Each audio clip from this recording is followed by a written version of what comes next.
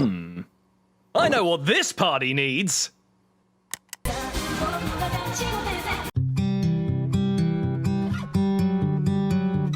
Eddsworld has changed a lot since it came onto the scene in 2003. Most things tend to do that after 18 years. If Eddsworld were a person, it'd be old enough to drink. Not only has the animation style changed repeatedly as the animators have come along and made their mark, but basically every other aspect of the show has evolved in some form. Technically, when it was first envisioned, Eddsworld wasn't even animated, existing purely in Ed Gould's secondary school notebooks. Eddsworld Illustrated would continue to this day, but it's seen so many variations in style that it could be its own video. Ed would dip his toe into animating with the Bendy Stick series and other little experiments, but arguably the first Eddsworld video was uploaded to Newgrounds in 2003, and it is very different to the show that we know today. As with his earlier cartoons, it's animated using stick figures, but it still stars Ed. Here he is, going about his day using the early 2000s internet, dreaming about shooting people and blowing up a school. Obviously, everything is a little bit amateur, and all the dialogue is done through on-screen text. Other than the namesake title, which isn't even stylized properly, it's hardly even recognizable as a quote-unquote real Eddsworld episode. I think that's why a lot of people consider the 2004 video, Ed Again, to be the first true episode. Though it doesn't technically use the Eddsworld name at any point, it does feel a lot more familiar than the first one. The characters look sort of like they do today. Ed is wearing his green hoodie and Matt sports his green overcoat and truly formidable chin. Like the video before it, the characters simply go about their day with no recorded voiceover and some poorly ripped copyright protected music in the background. But we do get some pretty ambitious camera angles here, so that's kinda cool. We would see a few more stylistic experiments throughout 2004 featuring Ed and his characters, but the most important cartoon from this time, in my opinion, is Eddsworld Christmas 2004, the first, honest to goodness, nobody doubts it, Eddsworld episode. Not only do the characters actually have faces now, they have voices, and there's an actual story. Tom and Tord also make their first real appearances, along with some other characters that would be retired shortly after. And this style of animation and storytelling would remain basically unchanged for the next couple years. The distinctive Eddsworld look was a product of animating in Adobe Flash, a powerful piece of software that made animation incredibly accessible to newcomers. Newgrounds had become synonymous with Flash by this point, so naturally that's where a lot of these old cartoons were uploaded. Not YouTube. YouTube didn't even launch until 2005, so Eddsworld actually predates almost everything on this website by about 2 years. It wasn't until 2006 that we would finally get the Eddsworld YouTube channel. One thing that you notice about all these very old YouTube uploads is that they all have incredibly low resolutions, making them very pixelated. This wasn't a product of Adobe Flash though, as Flash was a vector-based illustration tool, which means that it used maths and not pixels to draw curves. You can zoom into a vector-based image indefinitely and never see pixels, so even a cartoon like Zombie Attack could be scaled to a 4K resolution or even higher, and it would look absolutely flawless. YouTube just didn't support uploads at a resolution higher than 320 by 240 pixels in 2006, which is why those episodes look so bad. Before Adobe killed Flash in 2020, Newgrounds converted all of its Flash animations to MP4, and in doing so made the videos 1080p. So if you ever want to watch any of the older videos in HD, you can still do that on Newgrounds.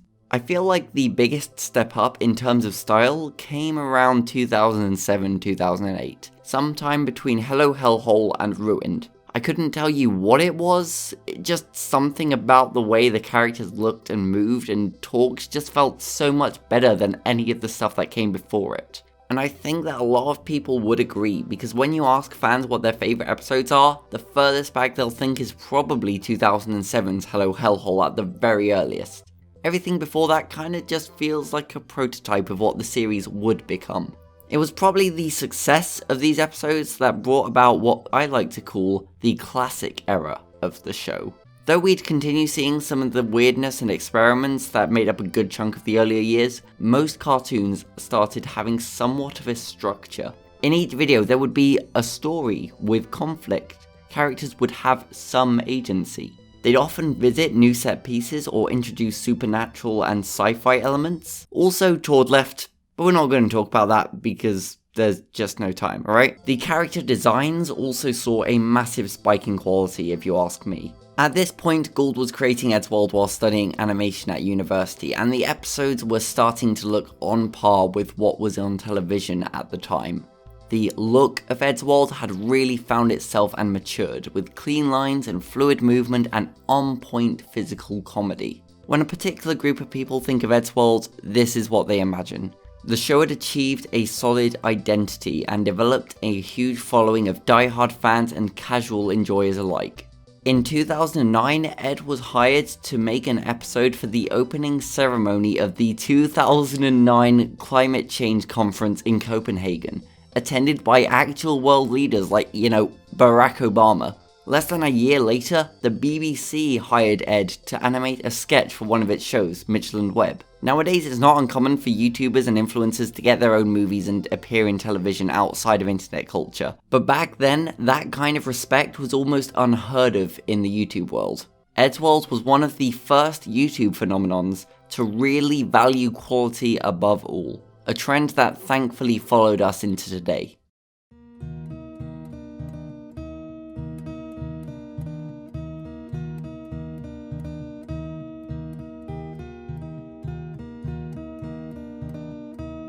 When Ed passed away in 2012 after a years-long battle with leukemia, he left behind about half an episode's worth of animation on Space Phase Part 1. In order to finish his work, Paul Tavorda was hired to animate the rest of the episode, and I think he was the perfect choice. Because if you ask most people, they probably wouldn't be able to pick out where the old animation stops and where the new animation begins. It was decided at this point that the show could feasibly go on without its creator, and with the help of a crowdfunding campaign, Eddsworld Legacy was created as a celebration of Eddsworld and a way to give the show a proper send-off. The decision was made early on that it wouldn't all be animated by one person, so for every episode, a new animator was tasked with bringing it to life, and each Legacy episode is beautiful in its own way. Paul stayed on to animate some real fan favourites, including the show's most popular episode and about half of its grand finale. Sandra Rivers took the show to new places with the gender swap episode, and even the boys' character designs look completely unlike anything that came before. Comparing her style to Brandon Turner's really illustrates how much freedom each animator was given. Just as cute and expressionate as Rivers, but entirely different and distinctly Eddsworld. There is so much talent on display across all the Legacy episodes that I could praise each one extensively for a whole video if I just had the vocabulary to do so. From the impactful bounciness of Anthony Price to the gorgeous stylings of Studio Cacti, there are just too many brilliant animators to name here.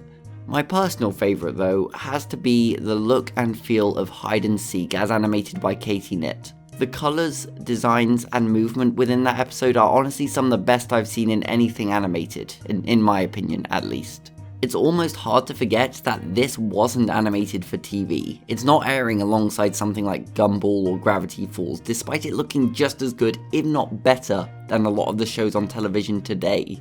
And that applies to all of these episodes. Flipping between channels, a viewer could pass by any one of these and not for 1 second think that it was just an internet cartoon.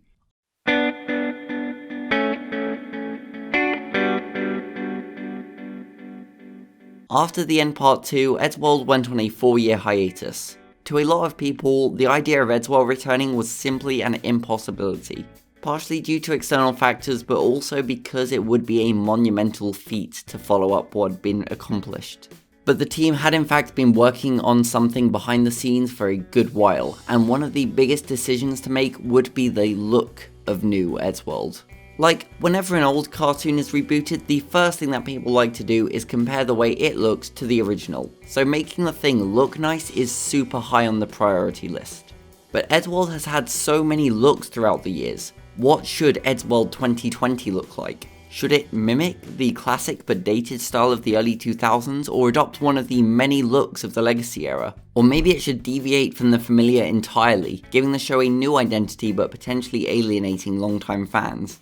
The way I see it is this is like Ed's style in 2012 plus a few years. Yeah. right? Add a few years of experience, add a few years of refinement, and that's what we're going for. The decision was made to follow the style of the late classic era. Throughout the hiatus, there were countless fan projects using Eddsworld characters, which I imagine gave them an idea of what people liked. And from what I've seen, most tended to gravitate towards the clean simplicity of episodes like Hammer and Fail and What the Future. Notably, the Eddsworld fan movie, from which Eddsworld actually managed to adopt a few of its animators. And yes, I did say animators. In film, and especially animation, it's common to only give credit to the visionary who had the biggest impact on the final product. And while there is good reason for doing that, Eddsworld has no less than 8 artists, between the videos and the social media posts and so on. Animation, more than almost any other medium, is not a one-man show. So for now, this is what Eddsworld looks like, and most people are very happy with it from what I've seen. In terms of storytelling, we've had a little bit of everything, from Monster of the Week to nostalgic random experiments to behind-the-scenes meta-stories. It's tempting to say that the show has reached its final form, but I'm not sure that can really be true of any ongoing piece of art. Creatives come and go and evolve as people, cultures change, technology changes, fandoms grow old and replace themselves. Some shows try to ignore these inevitabilities and either grow stale or insufferable. Others embrace it and reach new heights long into their life cycle. Most people would put Eddsworld into that second category. Everyone's going to have a favourite era of the show, and are happy to argue about which has the best animations or the best jokes, but one thing is for certain: Eddsworld is anything but unchanging.